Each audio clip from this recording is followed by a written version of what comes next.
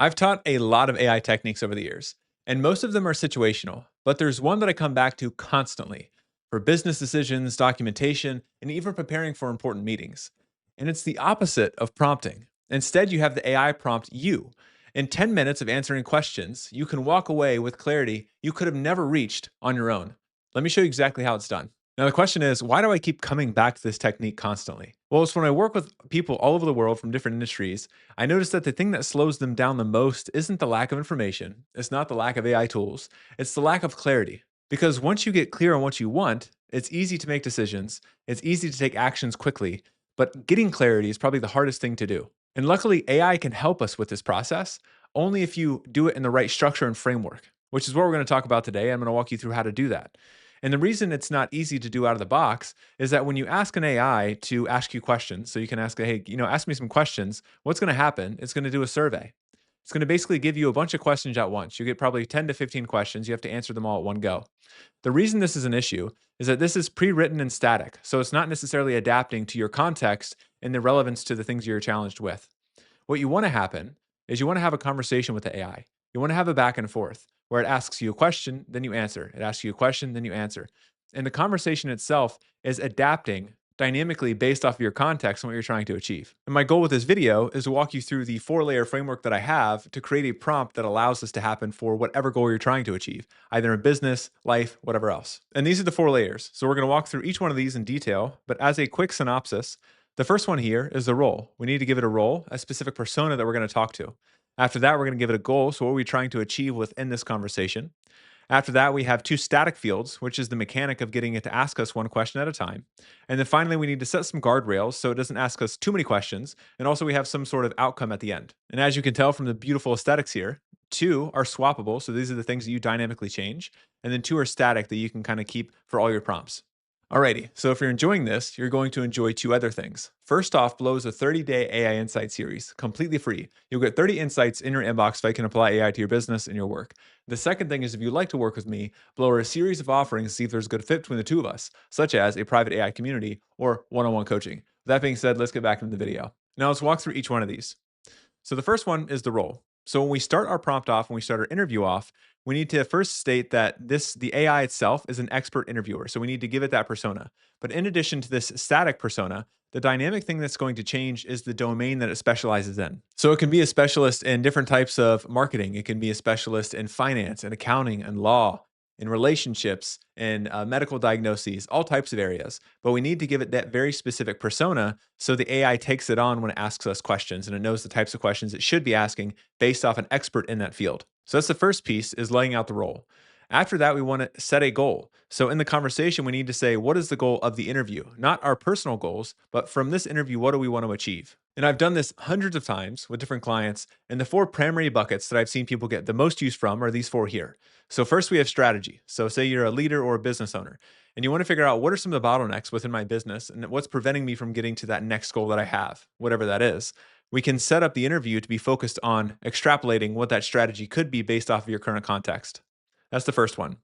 The next one's extraction. So, say you have a series of employees that are experts in a certain space, but you want to get that knowledge out of their head and democratize to the rest of your employees. One of the best ways I found to do this is actually having that expert be interviewed by an AI that acts as a noob or a novice in the field. So, in this case, the AI is going to ask this individual a series of questions with the goal at the end to create a standard operating procedure, some sort of document that all the other employees could be educated on. After extraction, we have clarity. And so clarity comes down to big decisions. So maybe you're making a big investment in the company, or you're making an acquisition, or maybe you're deciding to move different states or countries. You want to make sure you have a lot of clarity on that decision before you make it. And this is a great way to have an interview associated to that. And then finally is preparation. So maybe you have a big meeting coming up. So either you're having a hard conversation with an employee or a boss, or maybe you're meeting with your accountant or your lawyer or even your doctor. You want to do some sort of preparation before going into that meeting so you can get the most out of it. And these are the 4 primary buckets that I've seen people get value from this interview process, but there are many others. These are just the 4 that I could generalize around and kind of give you context with. Now, after we have our goal, we're going to move on to the 2 static categories, which is the mechanic and the guardrails. So for the mechanic, this is the key prompt inside of our overall prompt that we need to make sure stays the same all the time. And it's basically asking the AI, I want you to ask me one question at a time and make sure that every response that I give you informs the next question that you ask. And this is key because we want to have a dynamic conversation. So if we're limiting the AI to ask us one question at a time and ensuring that it reflects on our answer that we gave so it informs the next question is going to allow us to have a dynamic back and forth with the AI instead of it just dumping a bunch of questions on us. So this one liner is very important. And that's the mechanic. And then the guardrails here, there are two. One is we want to have some sort of stopping condition. So we don't want the AI to ask us 80 questions, but we also don't want the AI to ask us only two questions. There's a happy medium. And like I said, since I've done this hundreds of times, there's usually a Goldilocks zone between 25 and 30 questions that I found with people that do this, where it's just enough questions to get really rich context to get high quality outputs from the AI, but it's not too many questions, like 80 questions, where you completely burn out and give up on giving answers because there's too many being asked. So I recommend setting a stopping condition around 30 questions. After this, we have an end output. So this is basically saying at the end of the interview, I want to have some sort of something that comes from it. So either you get key insights, you get some sort of recommended steps, maybe you get a report, or maybe you get a system prompt for another AI to research based on, or a variety of other things. But we need to have some sort of output from the AI at the end of the interview. And that's the fourth layer, which is guardrails. And that moves us on to the example prompt. So this is the overall example prompt with everything smushed together. So at the top, you can see we have a role. So the role in this case is an expert interviewer, specifically specializing in business growth strategies that help founders identify bottlenecks that are preventing them from growing. And the goal in this interview is to identify why the revenue plateaued and what specific next steps that founder can take to break through that plateau to go to the next level of revenue. After this, we have the mechanic, which we've already talked through. So it's asking one question at a time, adapting the next question to the answers that were asked previously. And then a little addition that I've added here that you can add to yours if you'd like as well, which is if I'm seeming confused and providing the answers, you can give me additional guidance that's necessary to help me along in the interview process. And on that note, if there are questions that the AI asks you and you don't know how to answer them, you can always ask the AI to answer it for you, or you can ask for additional clarity before you give an answer. And then finally, we have the guardrail that I mentioned previously, where we're setting a cap of 30 questions and then asking for some form of output from the AI at the end of the interview. And so this is the base prompt. This is at the very top of the conversation before you hit enter and start the actual interview. But before you copy this prompt and use it for yourself, there are a few key things that I want to share with you that can help you get the most out of this specific conversation. And there are three tips. So the first one is to use dictation. Don't type in the interview, talk in the interview. And if you're not sure what dictation is, it's basically converting voice into text. ChatGPT has this baked into the tool itself. It's a little microphone in the bottom right hand corner of your chat window. Or you could use something like Whisperflow, where you can use basically dictation anywhere on your computer or your phone. And there are two reasons as to why we're using dictation. First off, it's more efficient, meaning it's faster for you to communicate your ideas to the AI, and you don't necessarily have to struggle to type everything out. And tightly coupled to that, the second thing is that you communicate more context more easily through dictation. Oftentimes, when we're typing, we're actively editing ourselves and not sharing everything and all the nuance that matters.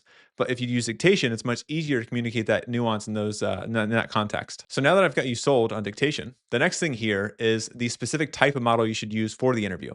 I recommend using a fast model instead of a really strong, deep reasoning model. Reason being is we don't want to wait forever for every question to be provided to us. If you use a GPT 5.2 with extended reasoning on, that's going to take forever for the interview to occur.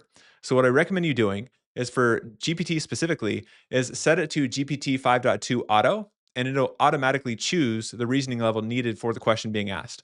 And by doing that, the interview will only take between 15 and 25 minutes instead of potentially taking 45 minutes to an hour. And the same thing applies to other providers. So if you're using Claude, use Opus 4.5 without extended reasoning on.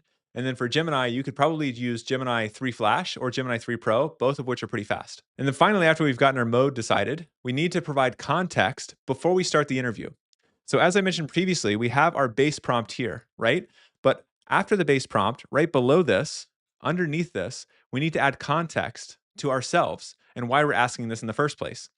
And some things that you can share for the context are what do you do? So if it's a question in relation to your business, you want to explain who you are, what you do, etc. After this, you could talk about your current situation. So this could be something in relation to preparing for a meeting or preparing for a decision or something like that. And then after this, you could say what you've already tried. So giving context to historical things that have occurred. And then after that, you could also even call out what's making it hard for you to do this thing. So either getting past the plateau, making a decision, or whatever else. These are just some ideas. The important thing is that you give context up front. Give as much context as you can using dictation. So basically spilling out your story, giving a brain dump, and then hitting enter for the interview to occur. And that's basically it. That's the process. So as a quick recap, if you're facing a challenge, which I'm sure many of you are, clarity is going to be the first thing you want to get before you do anything else, because that's going to make everything else easier. So do the interview. I promise it's going to help you. After you've decided to do this, you want to then set the role for the AI. So you needs to be a expert interviewer along with a specific persona associated to a domain expert. After we've set the role, we're going to set the goal. So what do you want to achieve in this interview? We then need to lock in some of the mechanics. So such as making sure that it's one question at a time and each answer informs the next question that's asked. So it's a dynamic conversation. After that, we have the guardrails. So we want to set a cap at 30 questions instead of 80. So we're giving enough context, but not being overwhelmed. And then also, we need some sort of output from the AI. So at the end of the interview, we need to have an output from it. After this, we're going to use the tactics I mentioned previously. So you need to use dictation so you can share context more easily. And you're also going to dump that context in at the beginning of the conversation before you have the AI ask you any questions.